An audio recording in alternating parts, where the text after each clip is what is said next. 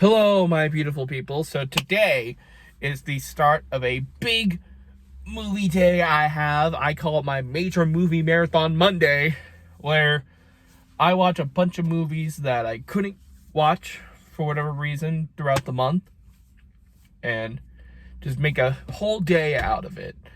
Because I'm on Christmas break now and I can do that with Monday. It's fucking freezing in here because it snowed today and there's quite a bit of snow on the ground. It's like, I think 25 degrees right now, so definitely having a cold white Christmas afternoon. And the first movie that I saw today in theaters was the latest Studio Ghibli film, The Boy and the Heron, otherwise known as How Do You Live? I believe that's the Japanese title. So I was very much looking forward to this film, not only as the next Studio Ghibli film, but also as the next Hayao Miyazaki film, because it's been 10 years since he released a movie with The Wind Rises, a film that I have not seen, but I've heard is still pretty good. And I was very much looking forward to it because it's been a long while since Studio Ghibli has released a good movie. Like, I think the last movie they released that was actually watchable was When Marnie Was There, and that was like 8 or 9 years ago, and we all know how shitty Earwig and the Witch was, so finally being able to see a good Studio Ghibli film again would be very interesting. And I also want to point out that this is the first Studio Ghibli film that I ever saw on the big screen, so it was very special for me. Now, I remember seeing promos for The Secret World of Arrietty when it came out in the States here, but I never watched it when it came out. The same thing for The Wind Rises, even though I didn't see any promos for it. And then after that, Disney was no longer in charge of the distribution for those films in the US, and they either got super limited releases in the US or went straight to streaming and DVD by G-Kids. I believe this is the first time that G-Kids ever released a Studio Ghibli film globally, and not just outside Japan or through a Blu-ray or HBO Max. Correct me if I'm wrong, but I believe this is the first time, and it's a pretty damn good movie.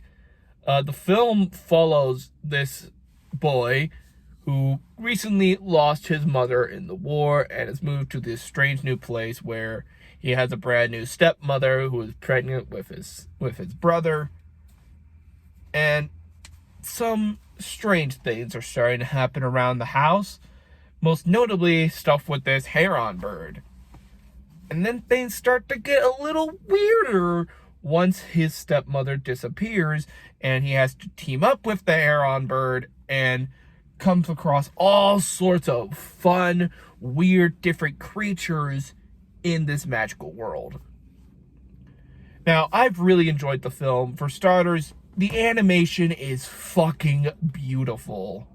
This is, I believe, the first hand-drawn animated film to be released in theater that's not based on an established IP in over 10 years, and at least here in the US.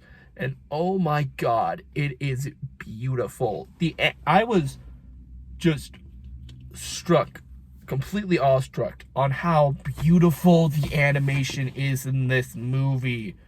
Like, I could watch the film on mute and I would be completely satisfied because it is just that beautiful. Especially seeing this on the big screen, like, it almost brought me to tears on how beautiful the animation was. Such as, like, the running cycles on the Heron, to the stunning backgrounds, especially towards the end of the film when we are in that magical world, to the fun, unique character designs, to admittedly the pretty standard Ghibli human designs. Like, yeah, just overall, the animation is absolutely stunning and easily the best aspect of the film. The story is a little all over the place, which is fine, especially when you're doing like a little dream-like fantasy film. My main problem with this film is the pacing. Now, Studio Ghibli films are usually known for, taking their time with their movies, but it takes over an hour into the film of this 2-hour film for us to get to the magical world, and, you're kind of just sitting there wondering, like, when's the magic going to happen? I didn't mean to quote Wish there, but that's just what happened. And not to say that the first hour of this film isn't entertaining or an interesting film to watch, you're just there wondering when the film's gonna get going. But once it does get going, it's still a really entertaining, very well-made work of art. I can see why Hayao Miyazaki wanted to pull his ass out of retirement again just to make another film like this, because god damn it, it is a good movie. I think Hayao Miyazaki is one of those directors who hasn't made a single bad movie. Yes, there are some films that are lesser than others, but I don't think he's ever directed a single film that one would call a stinker. I mean, Nausicaa, Totoro, Porco Rosso, Mononoke, Spirited Away, Ponyo, Wind Rises, and now this. They are all really good movies, fantastic films. Some are a little less than others, and I'm sure I forgot a couple, like Castle Cagliostro comes to mind, but none of them are bad. And this one, you could say that it's one of Studio Ghibli's lesser films, especially for the story, but still, it is noticeably way better than a lot of other animated films from Hollywood, especially the ones released from DreamWorks and Illumination, and even some stuff that Disney's been putting out lately, oddly enough, simply because of how beautiful and breathtaking the animation is, how fun the characters are, how unique and interesting some of the character designs are.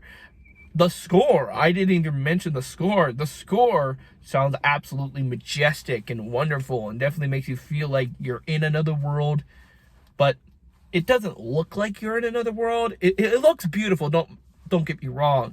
It's not like Neverland and Peter Pan and Wendy, where it both looks uninteresting and ugly and doesn't really look magical.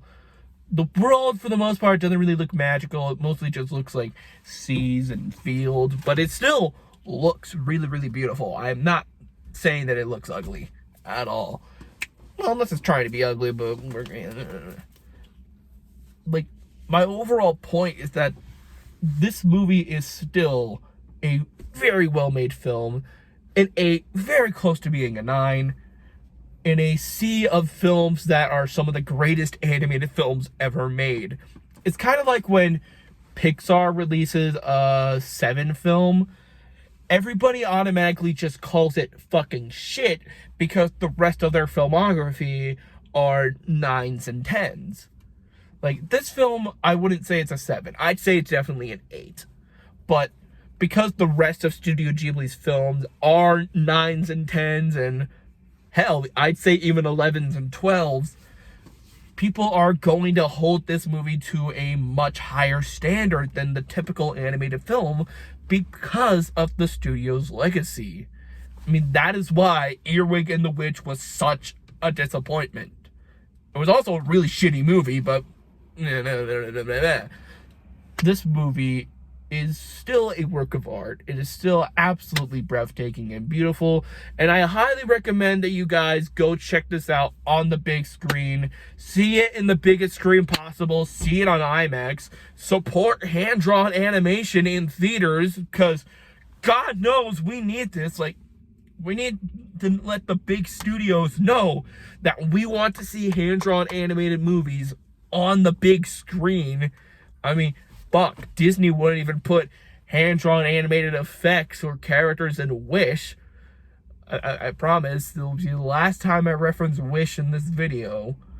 But still, if you guys haven't checked it out already, please go watch The Boy and the Heron. It is truly a fantastic film, and I highly recommend you watch it. I also saw Godzilla -1, and forgive me for the bad audio, but I had to leave my heat on because, as I mentioned at the beginning of this video, it is fucking cold outside, like really damn cold. So I'm just gonna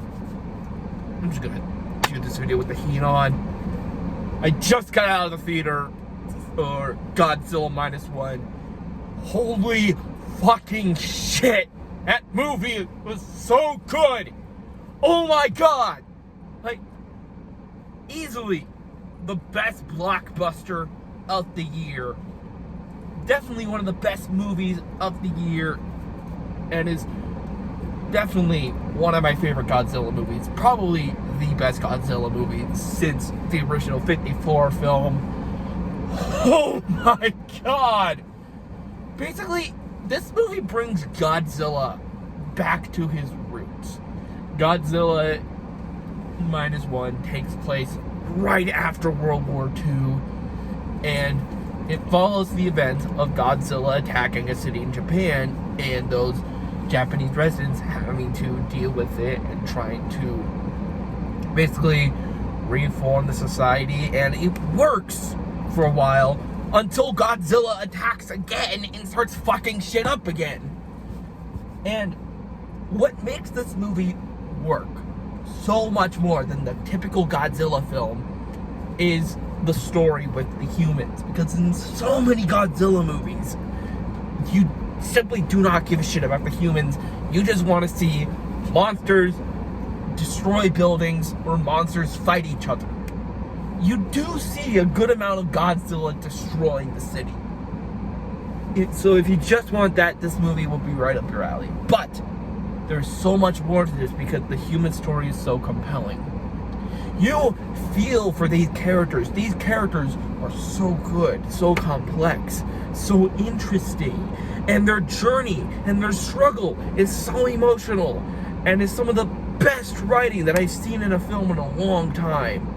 And so, when Godzilla attacks, you're on the edge of your seat so much. It's not just, oh, fuck yeah, from seeing a bunch of buildings crumble. You are on the edge of your seat, fearing for your life because the film is that good. And because the story with the humans is so compelling. Like, when the Godzilla theme shows up, in other movies, it's like, hell yeah, Godzilla. Here, when the theme shows up, shit gets fucking real. Like, God, like, I simply cannot gush about how good this fucking movie is. And the simple fact that it was $15 million. There are films made in America that cost like $100 million to make that don't look as good as this movie does with like a fourth of the budget. Not even a fourth of the budget. This movie is just simply why we go to the movie theaters. This is exciting, it is eventful, it is emotional, and it is one of the best Godzilla films ever. Easily top 3, possibly even number 1. One of the best movies of the year. It's amazing, honestly. And simply saying, Godzilla vs. Kong 2 has a lot to live up to, because if Toho is making amazing Godzilla movies like -1, then should we even still be bothering with the Monsterverse at this point? But yeah, if you haven't seen Godzilla -1, highly recommend it. There's only so many times I can say this movie's fucking awesome in this review. But like, please do yourself a favor and watch Godzilla -1 on the big screen. There is no dub available at the moment, so you are going to have to watch it with subtitles, which I understand some people don't like for some reason. I mean, me personally, if there's a dub out there, I'd prefer to watch the dub, but I don't mind watching a movie that is originally subbed. But hey, that's just me. But anyways, guys, please do yourself a favor and watch this movie on the big screen possible. It is truly fantastic. So anyway, guys, I hope you enjoyed the video. What do you guys think of Godzilla -1 and the Boy and the Heron? Please let me know in the comments below. And also, are you guys having a happy holiday season? It's Christmas time. Are you guys fucking enjoying it? Please let me know. Also, please be sure to hit that subscribe button so that you always know when a new fun video like this ends up dropping. But until then, I will see you later. Bye!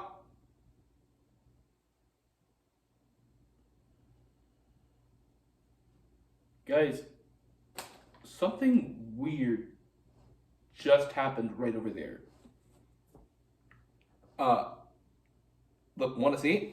Wanna see? Yeah, let's see this shit. Okay, so basically, what happened is that there was like this big noise that showed up. And then what left was that. Just a SpongeBob plush. Like the one I used to have as a kid. A lot like it. You know, there's been a lot of weird shit like that happening lately, like at my college dorm specifically. There've been some weird shit. Like, I've heard some of my dorm mates say that there was this weird guy in a lab coat with blue hair roaming around. Like, I don't know what the fuck that's about, but I don't know if it's as weird as this doll randomly showing up. Who said I was a fucking doll? Oh my god! This can't be happening. This can't be fucking happening. I am skipping Christmas too, goddamn. No! Philbus! Wait! I need your help! Please! My name is SpongeBob SquarePants. I'm from another universe. I'm trying to get back to my home, but I keep glitching to different universes. And it's been like this for months. I'm fucking scared, bro. Please. Help me. Come here, you son of a bitch.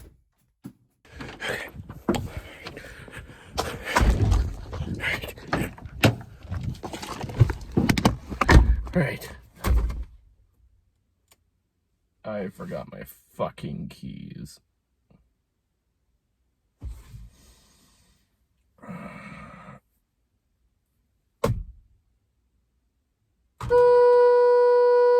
Fuck!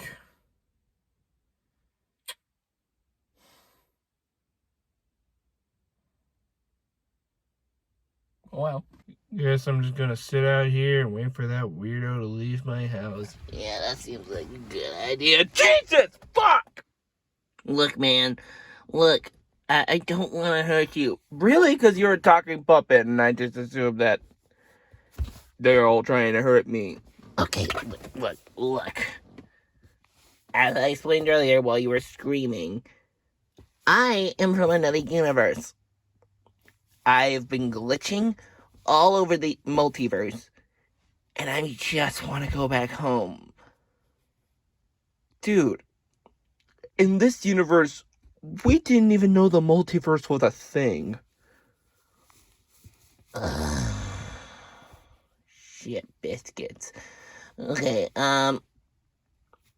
do you have any interdimensional travel, anything like that? No, I just said we don't know it's a real thing. It's just a theory in this universe. And if you say just a game theory, I'm gonna slap you. Okay.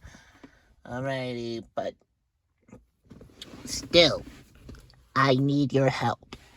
So you come from a universe where, like, everyone's a stuffed animal? No, it's like part humans, part stuffed animal universe.